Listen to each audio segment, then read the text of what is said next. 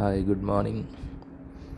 ప్రకృతి అందాలు చూడాలనుకుంటే కన్ఫామ్గా మీరు ఈ సమ్మర్లో లేదా ఈ సమ్మర్ తర్వాత మంచి నేచర్ ప్రియులైతే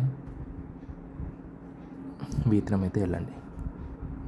అయితే నా స్టోరీ ఏంటంటే, నేను ఒక మెరీన్ ఇంజనీర్ని. మా షిప్ అనేది ఆస్ట్రేలియా నుంచి వీత్రంకి సేల్ చేసుకొని వచ్చింది. వియత్నాంలో మేము ప్రతిసారి ఒక 10 to 12 డేస్ అనేది ఉంటాం.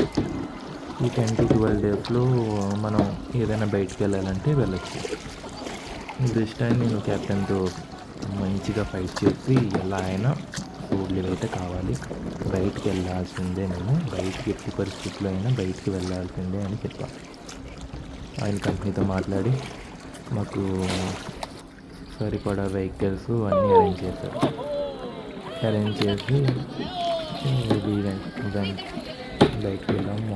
ఎర్లీ మార్నింగ్ 7కి వెళ్ళాక అక్కడి నుంచి దగ్గరున్న చుట్టుపక్కల లొకేషన్స్ అన్నీ తిరిగాం. నెక్స్ట్ క్రూజ్ టెర్మినల్కి వెళ్ళాం. క్రూజ్ టెర్మినల్లో మనకి ఏంటంటే డేకి 3000 తీసుకుంటారు పర్ హెడ్. 6 స్పాట్స్ మనం తిప్పుతారు. కొన్ని బీచెస్ ఉంటాయి, కొన్ని కేవ్స్ ఉంటాయి. మన వైజాగ్లో బురా కేవ్స్ లాంటిది. దాని బురా కేవ్స్ అనేది మినియేచరు. ఇది చాలా పెద్ద బురా కేవ్స్. ఆ తర్వాత కరాకిన్, ఇప్పుడు చూస్తున్న వీడియోలో కరాకిన్ చేస్తున్నాం కదా, ఇలా కరాకిన్ చేయొచ్చు.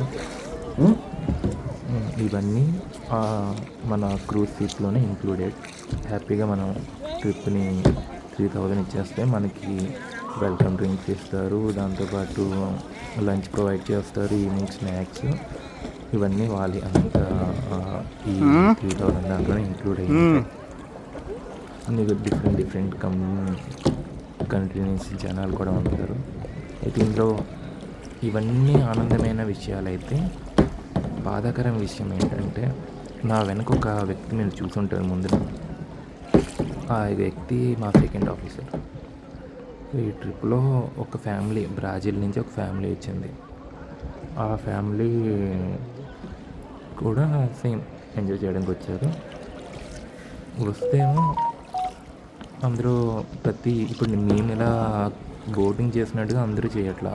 అందులో గ్రూప్ బోటింగ్స్ కూడా ఉన్నాయి చూడండి. అందులో ఇలా గ్రూప్గా ఒక 15 మెంబర్స్ కూర్చొని అలా వాళ్ళ పేరెంట్స్ వెళ్ళిపోయారు.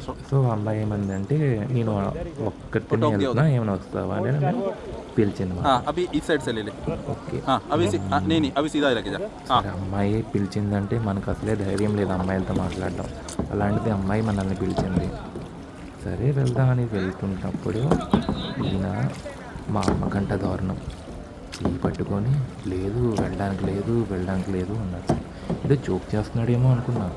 పాప మా అమ్మయ్య లిటరలీ అక్కడ ఆ కరాకిన్ బోట్లో కూర్చొని ఇంకో 15 మినిట్స్ చూసింది, వస్తాడేమో అనేసి.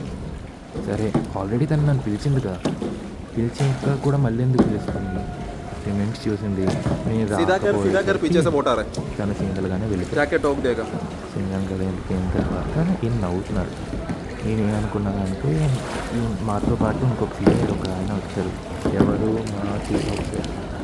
సో ఆయన కోసం ఈయన ఆపుతున్నాడేమో వాళ్ళిద్దరిని పంపించడానికి, లేదంటే ఇలా ఏదో సంథింగ్, లేదంటే ఆయన నన్ను నేర్పించడానికి ఇలా చేస్తున్నాడేమో అనుకున్నాను. సరే నేను వెళ్ళాము. బోటింగ్ అంతా అయిపోయింది.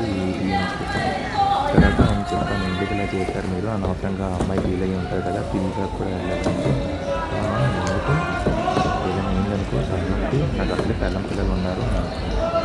ఇది బాగుంది, మీ పెళ్ళం పిల్లలకి మీ బోటింగ్ చేసింది సంబంధం ఏంటి,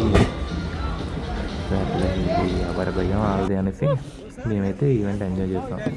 ఈ మిగతా కరాకిన్ బోట్లో చూస్తున్నారా, వీళ్ళు మా జూనియర్స్. ఇంకొక పెట్టుకున్న ఆయన మా చీఫ్ ఆఫీసర్, మా సీనియర్.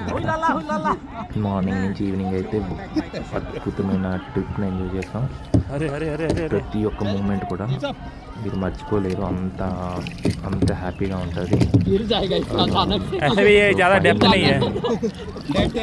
ట్రెక్కింగ్ అయ్యింది, బీచ్కి వెళ్ళాం, బోటింగ్ చేసాం, అన్నీ చేసుకొని మంచిగా చిల్ అయ్యి ఒక 3 months బాగా మర్చిపోయాం. సో ఈ బ్యాచ్లో మేము డ్యాన్స్ చేస్తాం చూసారా, ఇదంతా మా బ్యాచ్. అక్కడ బోటింగ్లో కలిసిన గ్రూప్లో కలిసిన బ్యాచ్ అంతా. ఆ బ్లాక్ డ్రెస్ ఉంది కదా, ఆమె పైన మారియా పక్కన డ్యాన్స్ చేస్తుంది. ఆమె పిలిచిందన్నమాట. సో ఇలా ట్రిప్ని బాగా ఎంజాయ్ చేస్తాం. ఇదిగోండి బ్లాక్ అమ్మాయి ఎదురుగా నిల్చుంది. ఈ అమ్మాయి పేరు మారియా, బ్రాజిల్ అమ్మాయి. పిలిచింది కానీ ఏం చేస్తాం, తర్వాత మనకి దేవుడి అవకాశాలు ఇచ్చిన శత్రువులు ఎక్కడా లేరండి. మన చుట్టుపక్కలే అన్నదమ్ములు, అక్క చెల్లెలా ఉంటారంటారా, అది ఆ క్షణం నాకు అది నిజమనిపించింది. అలా ఇదంతా డ్యాన్సులతో పాటలతో మంచిగా చేసుకుంటూ అలా అయిందండి. So it is what we have the beautiful experience on the cruise. Almost Brazil నుంచి ఒకరు